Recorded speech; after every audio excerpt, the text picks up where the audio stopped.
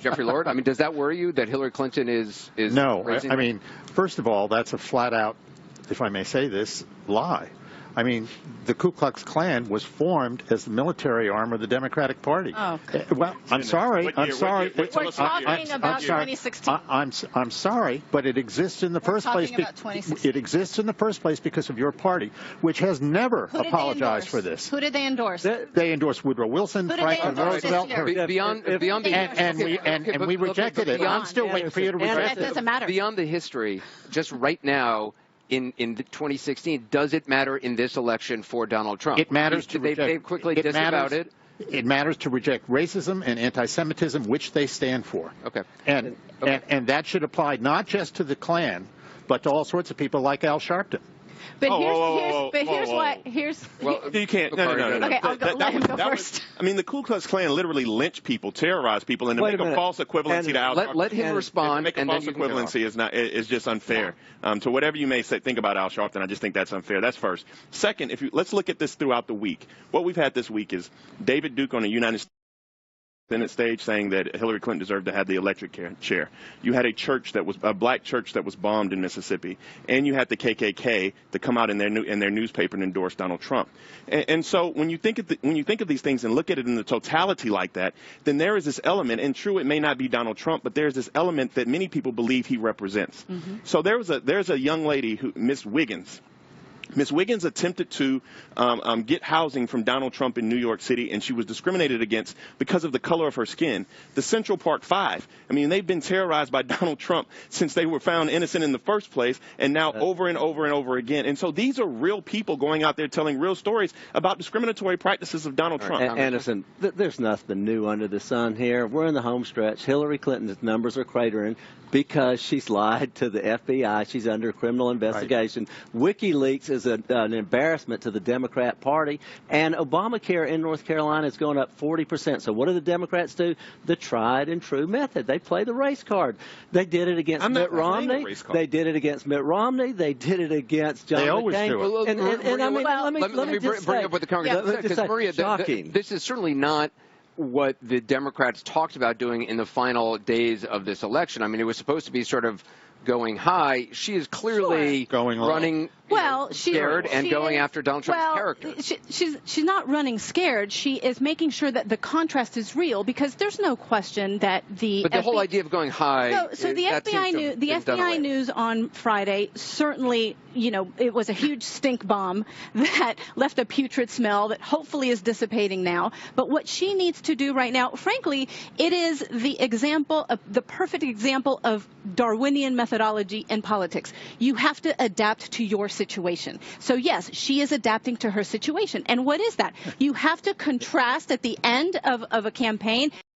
If you have something like the FBI news come at you, you have to go hard on the contrast. And that's exactly what she's doing. Just briefly, because one thing that my friend Jack Kingston, a congressman from Georgia, stated was that somehow people are playing the race card. And somehow. But that is just because Congressman, you don't want to deal with race. But hold on one second. Whoa. But you don't want to deal with race. Now, Bacardi, let me say this. I'm gonna finish my sentence. You don't want to. You don't want to finish. You don't want to deal with race. Just yield some time. Just let him finish, Congressman. As the member of Congress who authored the bill for the Civil Rights Museum located 5 blocks from here, and now you're saying I don't want to deal with race. That thing is a national monument. Donald Trump. Why don't you apologize to the Central Park Five? Why don't you apologize to Miss May Wiggins, who was discriminated against?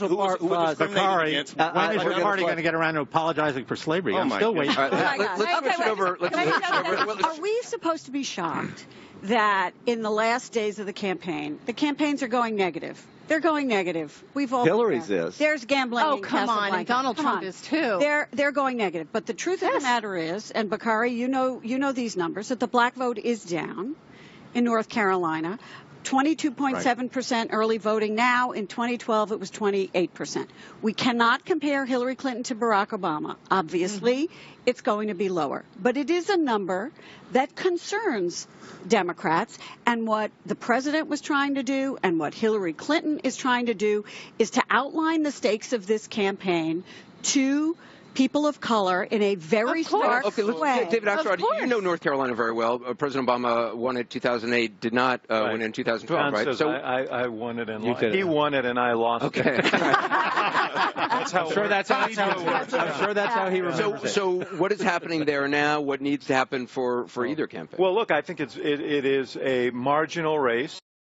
And it will be a turnout election, and the reason that Barack Obama is spending so much time there is he can galvanize those constituencies that are lagging behind. Younger voters, African American voters. He's going to markets in Florida where the same is true, and the visit to Philadelphia is a turnout visit. We are now in that phase of the campaign when we're talking about turnout. But let me make a point about where I think this campaign is and how we got here. A lot has been put on the FBI tape, and I think really what's happened is that as we get a distance from the release of that Access Hollywood tape and the debates, and Trump has settled down and is reading off of teleprompters and isn't acting up, Republicans are coming home to him, and this is becoming more of a traditional national election, and turnout is going to be in these battleground states a big deal. Well, John, you made an interesting point last night, I thought, which I've been thinking about, which is that states return to their DNA. Most states do.